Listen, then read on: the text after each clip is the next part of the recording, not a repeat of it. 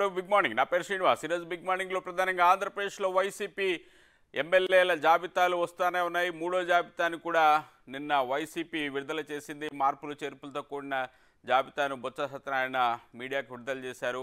15 మందిగా కొత్తగా ఇన్ఛార్జీలు నియమించారు. మరొక 6గురిని పార్లమెంటు స్థానాలకు ఇన్ఛార్జీలుగా నియమించారు.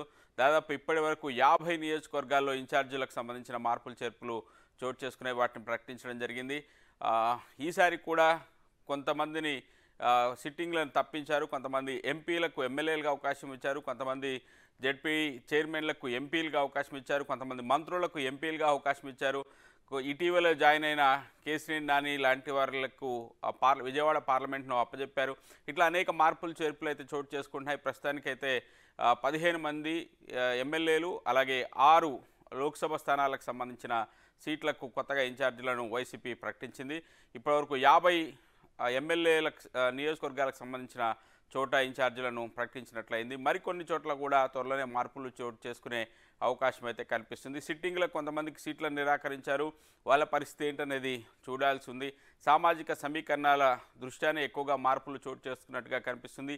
బీసీలకు ఎక్కువగా అవకాశం ఇచ్చామని వైసీపీ చెప్తుంది. అయితే టీడీపీ ఇతర ప్రతిపక్షాలు మాత్రం బీసీలకు ఎస్సీలకు అన్యాయం చేసేందుకే వైసీపీ ప్రయత్నాలు చేస్తుంది.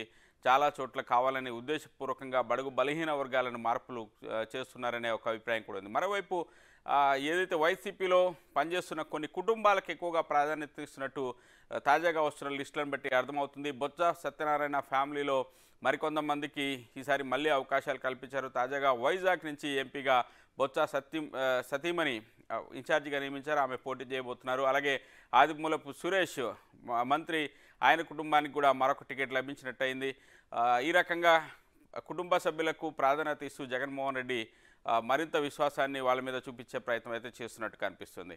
మరోవైపు కాపుకు సంబంధించిన అంశం ఆంధ్రప్రదేశ్ రాజకీయాల్లో కీలకంగా కాబోతుంది. కాపు ఉద్యమ నేత ముద్రగడ పద్మనాభం రాజకీయంగా అడుగులు వేస్తున్నట్టు కనిపిస్తుంది. ఆయన ఏదో ఒక పార్టీలో చేరడానికి సిద్ధమవుతున్నారు. అయితే టీడీపీలో చేరతారా, జనసేనలో చేరతారనే దానిపైన ప్రస్తుతం చర్చ జోరుగా జరుగుతుంది.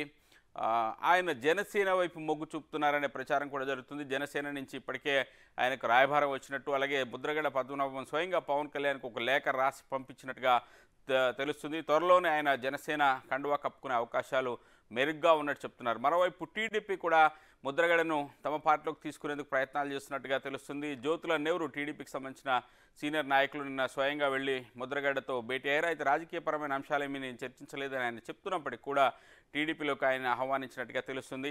జనసేనలో ఈక్వేషన్స్ సెట్ కాకపోతే, టికెట్కి సంబంధించిన ఇష్యూస్ కానీ రకరకాల సమీకరణాలు సెట్ కాకపోతే ఆయన టీడీపీ వైపు కూడా మొగ్గు చూపించే అవకాశాలు లేకపోలేదు. మరోవైపు ఇన్ని రోజుల పాటు ముద్రగడ వైసీపీకి దగ్గరగా ఉన్నారు, జగన్కి అనుకూలంగా ఉన్నారనే ప్రచారం నేపథ్యంలో ఆయన వైసీపీలో చేరతారనే ప్రచారం కూడా ఇంతకాలం జరిగింది. కానీ వాటన్నిటిని పటాపంచలు చేస్తూ ఆయన జనసేన టీడీపీ వైపు చూస్తున్న పరిస్థితి ఉంది.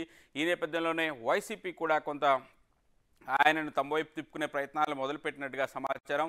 ముద్రగడ ఇంటికి వెళ్ళడానికి కొంతమంది వైసీపీ నేతలు ప్రయత్నిస్తే ఆయన రావద్దని ఖరాఖండిగా చెప్పినట్టుగా కూడా మరో ప్రచారం జరుగుతుంది. వైసీపీలో చేరే ఆలోచన నాకు ఎంత మాత్రం లేదు, మీరెవరూ నా ఇంటికి రావాల్సిన అవసరం లేదని ఆయన తేల్చి చెప్పినట్టుగా కూడా ప్రచారం జరుగుతుంది. ఒకవేళ ముద్రగడ టీడీపీ లేదా జనసేన ఈ 2 పార్టీలు ఇప్పుడు పొత్తులో ఉన్నాయి కాబట్టి ఏ పార్టీలో చేరిన పెద్ద తేడా ఉండకపోవచ్చు. ఒక సీటుకు సంబంధించిన ఇష్యూసే ఉండొచ్చు తప్ప మిగతా ఏవి ఉండకపోవచ్చు. ఒకవేళ కూటమి వైపు ముద్రగడ పద్మనాభం వెళ్తే పరిస్థితి ఏ రకంగా ఉండే అవకాశం ఉంది, రాజకీయ సమీకరణాలు పెద్దగా ఏ రకమైన మార్పులు చేర్పులు చోటు చేసుకునే అవకాశం ఉంది, కాపు పోలరైజేషన్ మొత్తం కూటమి వైపు వెళ్తుందా, వైసీపీకి దెబ్బ తగులుతుందా, ఏం జరుగుతుందో ఇవన్నీ చూడాల్సిన పరిస్థితి అవుతుంది. వీటన్నిటిపై ఈరోజు చర్చించే ప్రయత్నం చేద్దాం. వైఎస్ఆర్సీపీ అధికార ప్రతినిధి డాక్టర్ షాకీర్ గారు ప్రస్తుతం మనకు లైవ్లో అందుబాటులో ఉన్నారు. షాకీర్ గారు నమస్కారం. షాకీర్ గారు మ్యూట్లో ఉన్నట్టున్నారు, ఒకసారి చూడండి. వినిపిస్తుందా నా వాయిస్? సార్ నమస్తే, వినిపిస్తుంది సార్, నా వాయిస్ వినిపిస్తుంది. రైట్. కోనేరు సురేష్ గారు టీడీపీ నాయకులు, వారు కూడా మనకు లైవ్లో అందుబాటులో ఉన్నారు. సురేష్ గారు నమస్కారం. సురేష్ గారు మ్యూట్లో ఉన్నారు, చూడండి కొంచెం. లేదండి. సురేష్ గారు ఏంటి, ఎట్లా మరొక జాబితా విడుదలైంది వైసీపీకి సంబంధించి, మార్పులు చేర్పులు రకరకాల ఈక్వేషన్స్ అంతా సెటరైట్ చేస్తున్నట్టున్నారు జగన్మోహన్ రెడ్డి గారు. ఒకవైపు మీరు ఇంకా పొత్తులకు సంబంధించిన ప్రాథమిక చర్చలు జరుగుతున్నట్టుంది టీడీపీ జనసేనవి, ఇక్కడ మాత్రం జాబితాలు రెడీ అయిపోతున్నాయి, ఇన్ఛార్జీలను నియమించేస్తున్నారు, ఇటు నుంచి అటు అటు నుంచి ఇటు మొత్తంగా ఎటో చేసేస్తున్నారు. జగన్మోహన్ రెడ్డి గారు సామాజిక సమీకరణాలన్నింటినీ మార్చేసే ప్రయత్నం చేస్తున్నట్టున్నారు. సామాజిక సమీకరణాలు బాగా వాటిని చెక్ చేసుకుంటున్నట్టున్నారు. బీసీలకు ఎక్కువగా అవకాశం ఇస్తున్నారని చెప్తున్నారు. కొన్ని ఓసీ సీట్లలో కూడా వాళ్ళని పక్కన పెట్టేసి బీసీలకు అవకాశం ఇస్తున్నారు, కొన్ని చోట్ల ఎస్సీలకు అవకాశం ఇస్తున్నట్టున్నారు. ఇవన్నీ ఎట్లా చూస్తున్నారు ఈ జాబితాలన్నింటినీ? ఇప్పుడు ఎలాగూ ఓడిపోయేదానికి వాడు ఎంత ఎక్సర్సైజ్ చేసినా ఉపయోగం లేదండి. బీసీలకి ఇచ్చామా ఎస్సీలకి ఇచ్చామా అనేది ముఖ్యం కాదు. మా తెలుగుదేశం పార్టీ మొట్టమొదటి నుంచి బీసీలకి ప్రాధాన్యత ఇస్తా వచ్చింది.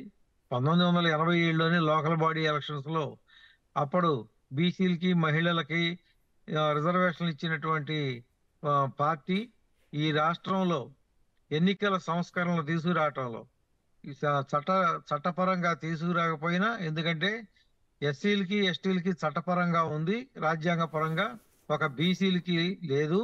కానీ ఈ తెలుగుదేశం పార్టీ రాష్ట్రంలో బీసీలకి మహిళలకి రిజర్వేషన్లు కల్పించినటువంటి ఏకైక పార్టీ తెలుగుదేశం. కాబట్టి దాని గురించి మేము పెద్ద ఆందోళన చెందేమీ లేదు. మొన్న ఇటీవల తెలంగాణ ఎలక్షన్ లో మీరు కూడా చూశారు, 2 నెలల ముందే కేసీఆర్ గారు బీఫారాలు కూడా ఇచ్చి పంపించారు. ఏం జరిగింది? అసలు ముందు జగన్మోహన్ రెడ్డి గారిని మార్చదలుచుకున్నారు ఈ రాష్ట్రంలో ప్రజలు. ఈయనేమో తన మీద అసంతృప్తి లేదు, ఎమ్మెల్యేల మీద ఉంది అనిపించుకోవటం కోసం మాత్రమే ఇంతమందిని మారుస్తున్నారు. కాబట్టి ప్రజలు సిద్ధంగా ఉన్నారు జగన్మోహన్ రెడ్డిని తొలగించే దాంట్లో. మేము ఇంకా టైం ఉంది, ఇవన్నీ కుదురుకున్నాక మేము ఇంకా షెడ్యూలే రాలేదు, అంత తొందరపడాల్సిన అవసరం లేదు. మా తెలుగుదేశం పార్టీ నాయకులు, ఇన్ఛార్జీలు అందరూ కూడా, కార్యకర్తలు కూడా గత 4.5 సంవత్సరాల నుంచి ఈ అధికారంలో ఉన్న పార్టీకి వ్యతిరేకంగా పోరాడుతూ ఉన్నారు, ప్రజలను చైతన్యం చేస్తున్నారు, నిత్యం ప్రజల్లో ఉన్నారు. కాబట్టి ఈయనేమో ఇప్పుడు కొత్తగా సెలెక్ట్ చేసి వీళ్ళందరూ ప్రజల్లోకి వెళ్ళాలి అనుకుంటున్నారు. ఏం వెళ్ళినా జగన్మోహన్ రెడ్డి గారిని మార్చడం తథ్యం. రైట్. సురేష్ గారు సరే, మరి బీసీలు మొదటి నుంచి టీడీపీకి వెన్నుముక్క అని చెప్తుంటారు, బీసీలకు ఎక్కువగా అవకాశాలు ఇచ్చింది కూడా టీడీపీ, దీన్నేమీ కాదనలేదు. కానీ ఇప్పుడున్న పరిస్థితుల్లో ఎంపీ సీట్లను కూడా సిట్టింగ్లు ఓసీలు ఏలూరు లాంటి సీటు, అలాగే వైజాగ్ లాంటి సీట్లను కూడా మార్చేసి బీసీలకు అవకాశం ఇవ్వడం, చాలా చోట్ల బీసీలను తీసుకొచ్చి జగన్మోహన్ రెడ్డి ఒక ప్రయోగం చేస్తున్నట్టుగా అనిపిస్తుంది కదా. ఇది కొంత ఇబ్బంది కాదా టీడీపీకి? బీసీల పోలరైజేషన్ కానీ లేకపోతే బీసీ అనుకూలత అనే ఒక వాతావరణం వస్తే ఇబ్బందే కదా సార్. బీసీలకు కూడా, బీసీ సామాజిక వర్గానికి కూడా అర్థమైంది సార్. 56 కార్పొరేషన్లు పెట్టారు, ₹1 వాళ్ళకి ఒక కుర్చీ ఇవ్వలేదు, అధికారం ఇవ్వలేదు, ఎవరికి ఒక శాంక్షన్ చేసే అధికారం ఇవ్వలేదు. ఒక బీసీలకి మేము ఎంత చేసాం ఆదరణ కింద, చేతి పనిముట్లు వారికి కానీ, అందరికీ చేతి పని వారికి కానీ పనిముట్లు ఇవ్వటం కానీ, మేము ఆదరణ పథకం పెట్టి ఈ రాష్ట్రంలో చేతి వృత్తులు వారందరూ కూడా సాంకేతిక పరంగా వాళ్ళు అభివృద్ధి చెందడానికి, వాళ్ళు మరింత ఎక్కువ ఆదాయం పొందడానికి మేము దోహదం చేశాం. అసలు వీళ్ళు ఏం చేశారు? ఒక 100 మందికి 20 మందికి ఇవ్వటం ప్రాధాన్యం కాదు. మీరు చూడండి, ఒక లాల్ జాన్ భాష, ఒక కేఈ కృష్ణమూర్తి గారు, ఒక యనమల రామకృష్ణుడు గారు, ఒక పితాని సత్యనారాయణ గారు, ఈ తెలుగుదేశం పార్టీ ఎంత మందిని అభివృద్ధి చేసిందో, ఒక నాయకులుగా నిలబెట్టిందో ఈ రాష్ట్రంలో ప్రజలందరికీ తెలుసు. నేను అడిగేది ఒకటే, ఈ వైఎస్ఆర్సీపీ పార్టీని అడిగేది ఒకటే, ఒక్క మనిషి పేరు చూపించండి. ఎందుకంటే ఎవరు బలపడినా అందరూ ఈయన కింద అణిగిమణి ఉండాలి. మరి నా ఎస్టీలు, నా బీసీలు, నా ఎస్సీలు అంటున్నారు. మరి సుధాకర్ గారిని నడి రోడ్డు మీద, డాక్టర్ సుధాకర్ గారిని మాస్క్ అడిగినందుకు బట్టలు ఇప్పి నడి రోడ్డు మీద మోకాళ్ళ మీద మండుటెండలో కూర్చోబెట్టి ఎవరండి దాష్టీకం చేసింది? మహిళల మీద ఎవరండి దాష్టీకం చేసింది? నిన్నటికి నిన్న విశాఖపట్నంలో ఒక బాలికని 13 మంది రేప్ చేసి ఇది చేస్తే ఈ రాష్ట్రంలో దిశా చట్టం ఉందా? మీరు ప్రజలకి ఎలా ఉపయోగపడ్డారు, పరిపాలన ఎలా అందించారనేది ముఖ్యం. అది కాకుండా కులాల మీద, మతాల మీద, కులాల కుంపుట్లు రావు చేసి ఏ 2 కులాలని, ఈ సమాజం ఎప్పటికైనా ఈ జగన్మోహన్ రెడ్డికి పాఠం నేర్పుద్ది. ఈ రైట్ సమాజం సురేష్ గారు, కులాల ఓకే సురేష్ గారు, ఒకవైపు బొత్స సత్యనారాయణ ఫ్యామిలీకి చాలా ఇంపార్టెన్స్ ఇచ్చినట్టు కనిపిస్తుంది. ఆయన ఇంట్లో వైజాగ్ ఎంపీ కూడా ఆయన ఇంటికే ఇచ్చినట్టారు, విజయనగరం ఎంపీ కూడా ఆయన ఇంటికే పోయేటట్టు కనిపిస్తుంది. కొంతమంది ఎమ్మెల్యేలు ఇప్పటికే ఉన్నారు, మరికొంతమందిని ప్రకటించే అవకాశం ఉంది. అలాగే ఆదిమూలపు సురేష్ ఆయనకు టికెట్ ఇచ్చినట్టున్నారు, మళ్ళీ ఆయన తమ్ముడికి టికెట్ ఇచ్చినట్టున్నారు, ఆయన మామ ఆల్రెడీ ఎమ్మెల్యేగా ఉన్నట్టున్నారు. ఇట్లా చూస్తే రెండోది కేసీఆర్ అని ఇంకా పార్టీ కండవ కప్పుకున్నట్లేదు నాకు తెలిసి. ఆయనకి ఇంకా అఫీషియల్గా కండవ కప్పలేదు. ఆయనకు ఆల్రెడీ విజయవాడ సమన్వయకర్తగా ప్రకటించేశారు. ఆయనతో పాటు వచ్చిన ఆయనకు తిరువురు టికెట్ కూడా కన్ఫర్మ్ చేసినట్టున్నారు. వైసీపీ తరఫున పోటీ చేయడానికి ఎవరు ముందుకు రావట్లేదండి. ఈ సీటు ఇవ్వను అని అంటే చాలా సంతోషపడుతున్నారు. ఏదో ఆయన ముందుకు వచ్చి బాధపడినట్టు నటిస్తున్నారు కానీ బయటకు వచ్చి చాలా సంతోషం. మా నెత్తిన పాలు పోసాడు జగన్మోహన్ రెడ్డి గారు అని ప్రతి ఒక్క వైసీపీ శాసనసభ్యుడు, సీటు రాని శాసనసభ్యుడు ప్రతి ఒక్కరు సంతోషపడుతున్నాడు. ఆ సీటు వచ్చిన వాళ్ళేమో ఏడుస్తున్నారు, ఏమి చేయాలో అర్థం కాక. ఎలాగూ ఓడిపోయేదానికి అసలు వాళ్ళకి సీట్లు అడిగితే కదా, అందుకని ఒక్కొక్క ఇంట్లో 3, 4, 5 కూడా ఇచ్చుకుంటారు. వాళ్ళదేముంది, ఎవరో ముందుకు రాని పరిస్థితులు ఏం చేస్తారు, నువ్వన్నా నిలబడని బతిమలాడుకునే పరిస్థితి ఉంది. అందుకని ఒక్కొక్క కుటుంబంలో 3కి 4 సీట్లు ఇచ్చి తిప్పలు పడుతున్నారు వాళ్ళు. రైట్. షాకిర్ గారు ఏంటి, ఎట్లా చూస్తున్నారు జాబితా విడుదల? ఈ మూడో జాబితా, ఇంకా ఎన్ని జాబితాలు ఉన్నాయి, ఇంకెంతమందిని మారుస్తారు? అందరూ సిట్టింగ్ ఎమ్మెల్యేలు చాలా టెన్షన్లో ఉన్నట్టున్నారు. కొంతమందిని పిలిచి చెప్తున్నారు, కొంతమందిని పిలవకుండా తీసేస్తున్నారు, కొంతమంది ఆవేదన వ్యక్తం చేస్తున్నారు, కొంతమంది ఆగ్రహం వ్యక్తం చేస్తున్నారు, కొంతమంది పార్టీల నుంచి వెళ్ళిపోతున్నట్టున్నారు. ఇంకెంతమందిని మారుస్తున్నారు? సార్ ముందుగా శ్రీనివాస్ గారు మీకు, అదేవిధంగా మిత్రులు టీడీపీ ప్రతినిధి సురేష్ గారికి, అదేవిధంగా బిగ్ టీవీ ప్రేక్షకులకు శుభోదయం. సార్, ఈ రోజు జగన్మోహన్ రెడ్డి గారు ఇప్పటికి 3 లిస్టులు రిలీజ్ చేయడం జరిగింది. నిన్న రిలీజ్ చేసినటువంటి 15 శాసనసభ స్థానాలకి, అదేవిధంగా 6 ఎంపీ స్థానాలు ఏదైతే ఉందో మూడవ లిస్ట్ ప్రజాభిప్రాయం మేరకు సామాజిక సమీకరణలో భాగంగా లిస్టు రిలీజ్ చేయడం జరిగింది. మీరు టోటల్ గా ఇప్పటి వరకు 50 స్థానాలు కనుక చూసుకుంటే దీనిలో ముఖ్యంగా బీసీలకు, మైనారిటీలకు, మహిళలకు, యువతకు పెద్దపీట వేయటం జరిగింది. ఈ దాదాపు ఏదైతే ఉందో ఈ 50 స్థానాలకు కానీ మీరు చూసుకుంటే 50 శాసనసభ స్థానాలకు ఎస్సీలకు 14, ఎస్టీలకు 3, బీసీలకు 16, మైనారిటీలకు 4, ఇతర వర్గాలు అంటే 13 ఎవరెవరికి రెడ్డి, కాపు, వైశ్యకి ఇచ్చున్నారు. అదే విధంగా 9 లోక్సభ స్థానాలకు బీసీలకు 6, 1 ఎస్సీ, 1 ఎస్టీ, 1 ఓసీకి ఇచ్చారు. ఇందాక మీరు చెప్తా ఉన్నారు శ్రీనివాస్ గారు, బీసీలకు ఎస్సీలకు అన్యాయం చేస్తుందని చెప్పేసి టీడీపీ వాళ్ళు ఎలిగేట్ చేస్తారని చెప్పారు. అసలు ఎస్సీ నియోజకవర్గంలో ఎస్సీలకే కదా ఇచ్చేది, ఇంకా వేరే వాళ్ళకి ఎక్కడ ఇస్తాం మేము? ఎలా ఎలిగేట్ చేస్తారు వాళ్ళు? ఎక్కువ మంది సిట్టింగ్లను ఎస్సీలను మారుస్తున్నారని అట్లా ఆ రకంగా. ఇప్పుడు ఎస్సీ సీట్లు ఎట్లాగో వాళ్ళకి ఇవ్వాల్సిందే, కానీ ఎక్కువ ఎస్సీ రిజర్వ్డ్ సీట్లలోనే మార్పులు చేర్పులు చేస్తున్నారు అనేది వాళ్ళ ఇంటెన్షన్ అనుకుంటా.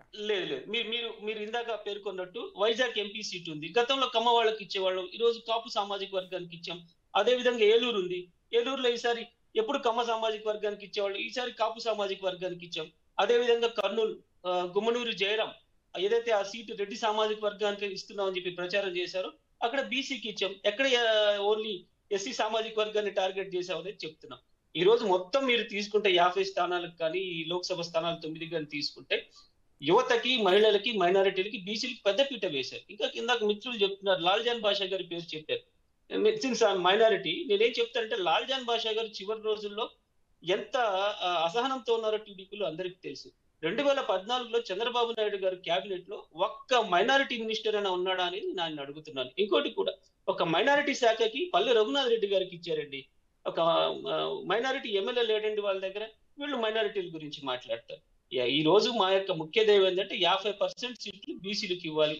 అదే విధంగా ఎస్సీ ఎస్టీలకి, యువతకి, మహిళలకి సామాజిక సమీకరణలో భాగంగా సీట్లు కేటాయించడం అనేది జగన్మోహన్ రెడ్డి గారు పెట్టుకున్న పని ఏదైతే ఉందో అది ఈ రోజు. రైట్. షాకిర్ గారు సరే, ఒక నిమిషం షాకిర్ గారు, సరే నేను ప్రతిసారి లిస్ట్ వచ్చినప్పుడల్లా మీలాంటి వాళ్ళని నేను ఈ క్వశ్చన్ చేస్తానే ఉన్నాను. ఇదంతా ఎదుకు? జగన్మోహన్ రెడ్డే మీ ఫేసు, జగన్మోహన్ రెడ్డి బొమ్మతోనే మీరు ఎన్నికలకు వెళ్తారు, జగన్మోహన్ రెడ్డి పథకాలే మీకు శ్రీరామ రక్ష, నవరత్నాలే కీలకమైన అంశాలు, మేనిఫెస్టో భగవద్గీత దాన్నే అమలు చేశారు, ప్రజల్లో ఒక పాజిటివ్ ఉంది, 175కి 175 వస్తాయనే కాన్ఫిడెంట్ ఉంది. అలాంటప్పుడు ఈ జిమ్మిక్కులు, ఈ గందరగోళం, ఈ మార్పులు చేర్పులు, వారిని తీయడం, ఈయనను పెట్టడం, ఇంకెవరినో పట్టకరావడం, ఈ గందరగోళం అంతా ఎందుకు? ఇది లాజిక్ మిస్ అయితే జనాలు ఇంకో రకంగా అర్థం చేసుకునే అవకాశం ఉంది కదా. శ్రీనివాస్ గారు, మీరు చాలా చక్కని క్వశ్చన్ వేశారు. గత డిబేట్స్ లో కూడా నేను చాలా ఛానల్స్ లో చెప్పడం జరిగింది. ఆబ్వియస్లీ జగన్మోహన్ రెడ్డి గారి ఫోటో మీదే దాదాపు ఎలక్షన్స్ జరిగినాయి. గత ఎలక్షన్స్ లో చూసుకున్నప్పుడు 2019లో 175 స్థానాలకి జగన్మోహన్ రెడ్డి గారు ఒక్కొక్క నియోజకవర్గంలో ఒక్కొక్క ప్రతినిధిని తన వైపు నుంచి నిల్చోబెట్టడం జరిగింది. నిల్చోబెట్టిన తర్వాత ఆయన ఏమన్నారంటే 151 స్థానాలు మాకు కట్టుబట్టడం జరిగింది ఏపీ ప్రజలు. జగన్మోహన్ రెడ్డి గారు డే 1 నుంచి చాలా క్లియర్ గా చెప్తున్నారు. ఇక్కడ ఎవరెవరైతే ఉన్నారో శాసనసభ్యులు, మీరు మీ నియోజకవర్గంలో గడప గడపకి వెళ్ళండి, ప్రజల సమస్యలను పరిష్కరించండి అని చెప్పేసి వర్క్ షాప్స్ పెట్టడం జరిగింది. ప్రతి వర్క్ షాప్ లో కూడా ప్రతి ఎమ్మెల్యేకి ఎవరికైతే గ్రాఫ్ తక్కువ ఉందో, ప్రజా వ్యతిరేకత ఉందో, కేవలం ప్రజా వ్యతిరేకతే కాదండి, ఇక్కడ చాలా మంది ఏం చెప్తున్నారంటే ప్రజా వ్యతిరేకత అనేది జగన్మోహన్ రెడ్డి గారికి కూడా అప్లై అవుతుంది కదా అంటున్నారు. కేవలం ప్రజా వ్యతిరేకత ఒకటే పారామీటర్ కాదు. అక్కడ స్థానిక నాయకులు ఎవరైతే ఉన్నారో ఆ నాయకులతో సమన్వయం లోపించి పార్టీ ఇమేజ్ ని దెబ్బతీసే విధంగా ఉంది. అక్కడ వాళ్ళు కలుపుకొని వెళ్ళలేకపోతున్నారు. ఇది మెయిన్ కారణం. ఇలాంటి ఎమ్మెల్యేలకు చెప్పడం జరిగింది, ఈ సమస్యలు మీ నియోజకవర్గాల్లోని, దీన్ని మీరు సానుకూలంగా చేసుకొని ముందుకు నడవండి, అదర్వైజ్ మీకు నెక్స్ట్ నేను సీట్ ఇవ్వనని చెప్పి చాలా క్లియర్ గా చెప్పారు. ఎవరైతే ఈ మాటని పెడచెవిన పెట్టారో ఈ రోజు వాళ్ళకే ఎమ్మెల్యేలుగా ఉన్నటువంటి వాళ్ళకే, మంత్రులుగా ఉన్నటువంటి వాళ్ళకే సీట్లు దక్కట్లేదు. మార్పు అనేది ప్రతి పార్టీ చేస్తుందండి. 2014లో షకీర్ గారు గెలిస్తే జగన్, ఓడిపోతే మంత్రులు ఎమ్మెల్యేలు, అంతేనా? కాదండి, ఎప్పుడు జగన్మోహన్ రెడ్డి గారే ఉంటారు. పోయినసారి 2014లో కూడా మేము 67 మంది కొత్త ఎమ్మెల్యేలను మేము శాసనసభకు పరిచయం చేశాం. మార్పు అనేది ప్రతి పార్టీ చేస్తుంది. అలా అనుకుంటే 1999లో చంద్రబాబు నాయుడు గారు 294 సీట్లకు గాను 90 మందిని మార్చారు. మరి అప్పుడేంటి పరిస్థితి? సో ఇది ప్రజాస్వామ్యంలో ఏంటంటే ప్రజా వ్యతిరేకత ఉన్న వాళ్ళని, కొంత లోకల్ వ్యతిరేకత ఉన్న వాళ్ళని శాసనసభ్యులు ఎవరైతే ఉంటారో వాళ్ళు మార్చడం అనేది చాలా ఎట్లా పనికి వస్తారు షాకిర్ గారు? ఒక్క నిమిషం, మీరు మార్పులు ఇవన్నీ మీకు కింద స్థాయిలో కోఆర్డినేషన్ సరిగా లేదు, ప్రజల దగ్గరికి ఇది లేదని చెప్తున్నారు. సరే, వాళ్ళని మొత్తంగా తీసి పక్కన పడేస్తే సంతోషమే, కానీ మీరు ట్రాన్స్ఫర్లు చేస్తున్నారు కదా, కొంతమందిని ఎంపీలకు పంపిస్తున్నారు, కొంతమంది ఎమ్మెల్సీలు చేస్తామంటున్నారు, కొంతమందిని రాజ్యసభకు పంపిస్తామని చెప్తున్నారు. ప్రజలకు వ్యతిరేకత ఎదుర్కొంటున్న వాళ్ళను, ప్రజలతో సంబంధాలు లేని వాళ్ళను, మీ పార్టీ వాళ్ళతో కోఆర్డినేషన్ లేని వాళ్ళను వేరే పదవులలో పెట్టినా కూడా అదే పరిస్థితి కదా. ఇక్కడ ముఖ్య విషయం ఏంటంటే ప్రతి చోట ఎవరైతే మేము సీట్లు తప్పించామో వాళ్ళు ప్రజా వ్యతిరేకత కూడా ఉంది. దాని తర్వాత స్థానిక ఎవరైతే లీడర్స్ ఉన్నారో వాళ్ళతో సమన్వయం లేదు. ఇలాంటి వాళ్ళని తప్పించాం. ఎవరికైతే వాళ్ళు ఎలా పనికొస్తారు వేరే పదవులకు, అది నేను అడిగే ప్రశ్న. తప్పించేసామండి, మేము అసలు ఏమి ఇవ్వలేదు కదా. వాళ్ళు ఈ రోజు టీడీపీ పార్టీలో జోగి రమేష్ ని పెడన నుంచి తీసుకెళ్లి పెనమలూరులో పంపించారు. పెడన్లో ఓడిపోతా అన్న జోగి రమేష్ పెనమలూరులో ఎట్లా పనికొస్తారు? అసలు ఆయన మంత్రి పదవికి ఎట్లా పనికొస్తారు? అలాగే చిలకలూరుపేటలో కూడా అర్లే ప్రయోగం చేసినట్టారు. ఆదిమూలపు సురేష్ ఆ రకమైన ప్రయోగం చేసినట్టున్నారు. గుమ్మనూరు జయరాం మంత్రి, ఆయన తీసుకెళ్లి ఎమ్మెల్యేకి పనికిరాడని ఎంపీని చేస్తున్నారు. వీళ్ళు మీరే ఓపెన్ గా ఒప్పుకుంటున్నారు కదా, వీళ్ళకి ఎట్లా మరి వేరే పదవుల్లో ఎట్లా కోఆర్డినేట్ అవుతారు? వీళ్ళు ఎట్లా మీరు పార్టీకి పనికొస్తారు? ఎట్లా ప్రజలకు పనికొస్తారు?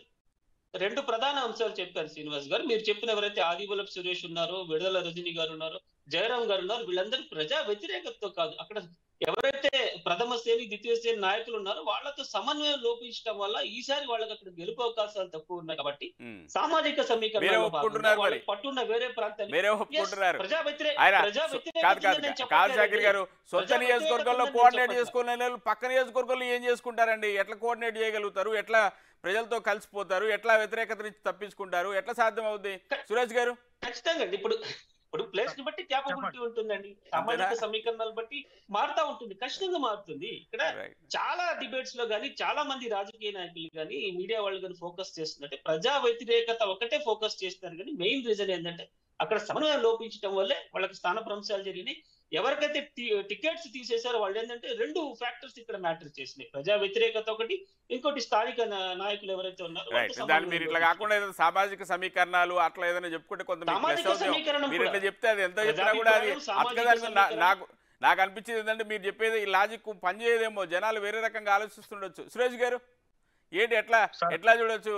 సరే, రకరకాల లాజిక్లు అప్లై చేస్తుంది వైసీపీ, కానీ జనం ఎట్లా ఏ కోణంలో చూసే అవకాశం ఉంది? ఒక రకమైన మార్పు ఇప్పుడు తెలంగాణలో ఇదే ప్రశ్న రిపీట్ అవుతానే ఉంది. తెలంగాణలో కూడా కొంతమంది సిట్టింగ్లను మారిస్తే గెలిచే అవకాశం ఉండేదని బీఆర్ఎస్ ఇప్పుడు పోస్ట్ మార్టం చేసుకుంటుంది. ఆ రకమైన ఇండికేషన్స్ ఏమైనా జగన్మోహన్ రెడ్డికి వెళ్ళుండొచ్చు కదా సార్. జగన్మోహన్ రెడ్డి గారిని మార్చాలి అని ప్రజలు అనుకున్నప్పుడు మీరు ఎన్ని మార్పులు చేసినా ఉపయోగం లేదు. 2, మీరు అసలు మీరు ఎవరిని వదిలేరు? భవన నిర్మాణ కార్మికులకు ఉపాధి లేదు. ఈ రాష్ట్రంలో భవన నిర్మాణ రంగాన్ని కుదేలు చేశారు. ఎక్కడన్నా పూర్తయిన బిల్డింగ్లు ఉన్నాయో చూడండి మీరు. ఆంధ్రప్రదేశ్లో మొత్తం మీద అన్ని అసంపూర్తిగా సగం సగం మీ యొక్క పరిపాలన ఎలా ఉంది అని అంటే, మీరు జగన్మోహన్ రెడ్డి గారు ఇప్పుడు నివాసం ఉంటున్న ఉండవల్లి నుంచి గుంటూరు వైపు వెళ్ళండి, ఎన్ని అసంపూర్తిగా మధ్యలో ఆగిపోయిన మీ పరిపాలనకి అది గొప్ప నిదర్శనం. మీ పరిపాలనకి ఇలా ఉంటే మీరు చెత్త మీద పన్నేశారు, ఇంటి ప్రజల్లో వ్యతిరేకత కూడగట్టుకున్నారు. 2019లో 65 రూపాయలు ఉన్న పెట్రోల్ వాళ్ళు 110, ఆ రోజున 70 రూపాయలు 80 రూపాయలు నూనె ప్యాకెట్ వాళ్ళు 200 రూపాయలు, కందిపప్పు 50 రూపాయలు ఉంటే వాళ్ళు 170 రూపాయలు. మీరు ఎవరిని వదిలేరు? మీరు ఒక పక్కన ఇస్తామంటున్నారు, 2 రూపాయలు ఇస్తున్నారు, 5 రూపాయలు తీసుకున్నారు ప్రజల దగ్గర నుంచి. ఏమైపోతుంది ఈ డబ్బంతా కూడా? పైగా మళ్ళీ 10 లక్షల కోట్లు అప్పు చేశారు. మేము కేవలం 2 లక్షల కోట్లే ప్రజలకు పంచామంటున్నారు. మరి మిగతా 8 లక్షల కోట్లు ఏం చేశారు? ఎక్కడా ఒక రోడ్డు లేదు, బిల్డింగ్ లేదు. ఇవాళ కాంట్రాక్టర్లకు కానీ కోడిగుడ్లు సప్లై చేసిన మిడ్ డే మీల్ ప్రోగ్రామ్ లో కోడిగుడ్లు సప్లై చేసిన వాళ్ళకి కూడా డబ్బులు ఇవ్వలేదండి. కందిపప్పు సప్లై చేసిన వాళ్ళకి డబ్బు ఇవ్వలేదండి. అసలు వీళ్ళు అన్ని బిల్లులు పెండింగ్ పెట్టి అసలు మీరు డబ్బులు ఏం చేస్తున్నారు? ఒక ప్రాజెక్ట్ పూర్తయిందా? పోలవరం ఎందుకు అయిపోయింది? గుండ్లకమ్మ ఎందుకు అయిపోయింది? గేటు కొట్టుకుపోతే కనీసం ఒక 5 కోట్లు పెట్టి కూడా గేటు పెట్టలేని దుస్థితిలో ఈ ప్రభుత్వం ఉందండి. నిన్న మా తిరువూరు వచ్చారు. ఎప్పుడో ఈ ప్రభుత్వంలో 3 ఏళ్ల క్రితం ఒక బ్రిడ్జి కొట్టుకుపోయింది.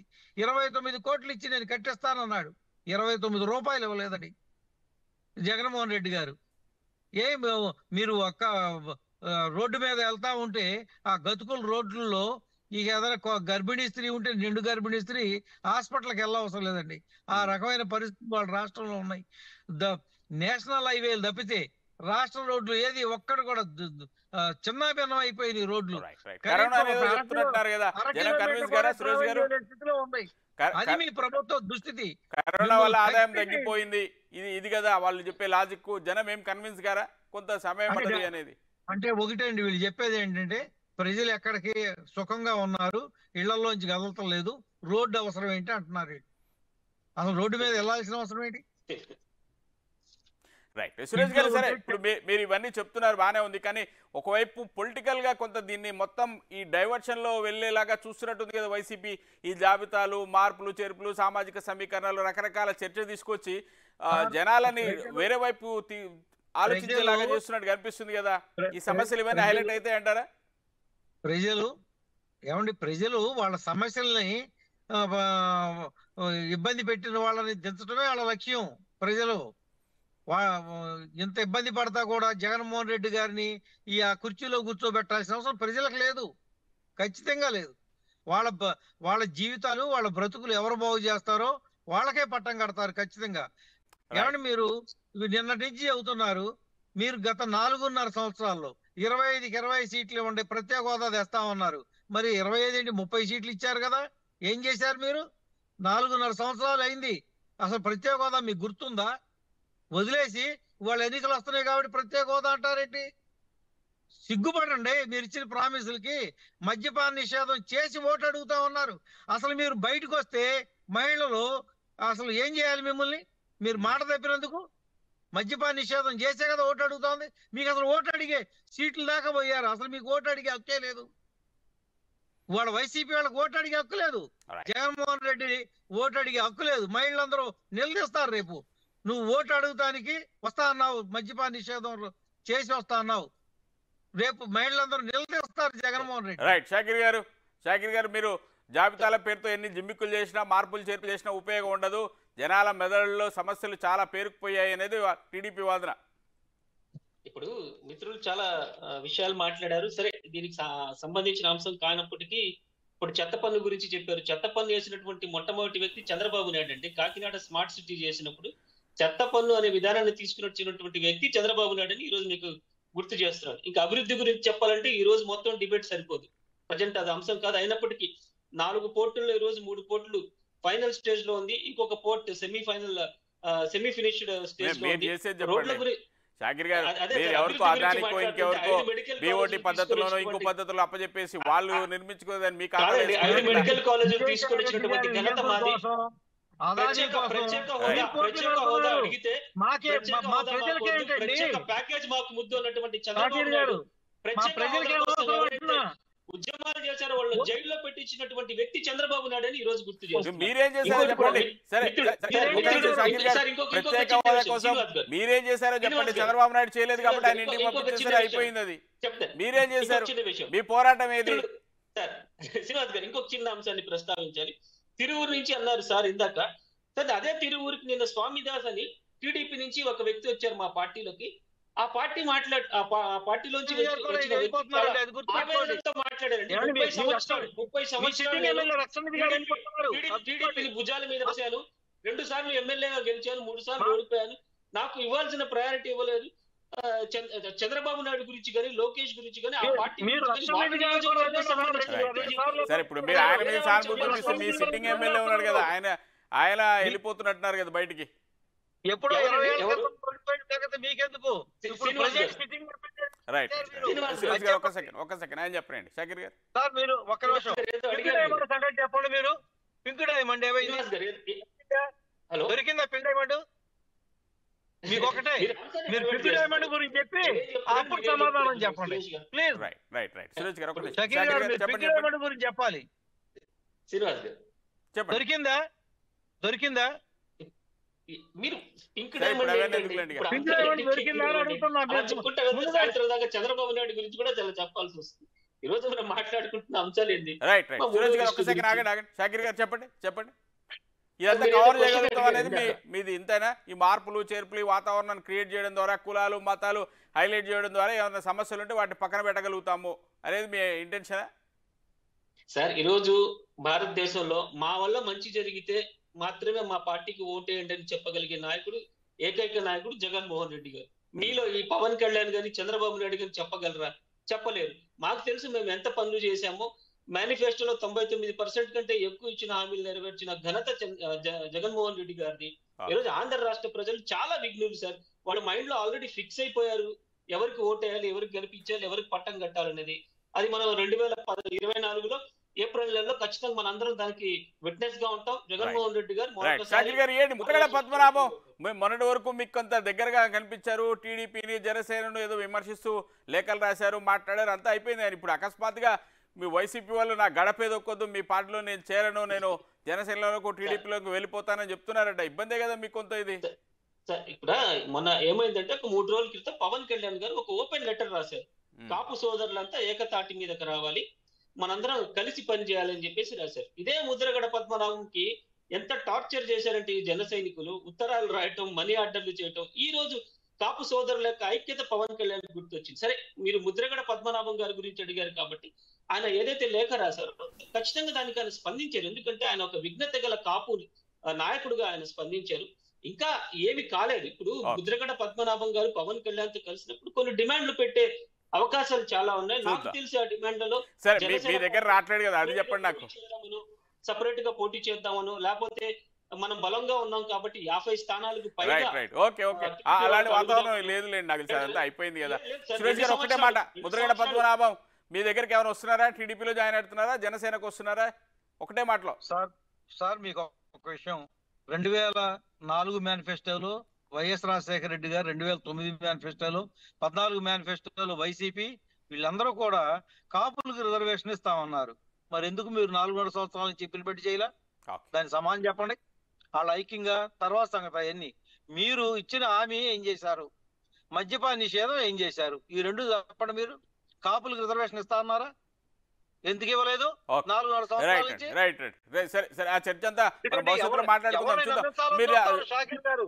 మీరు అవాస్తవాలు మాట్లాడి పదే మాట్లాడితే నిజం అవుద్ది అనుకోండి.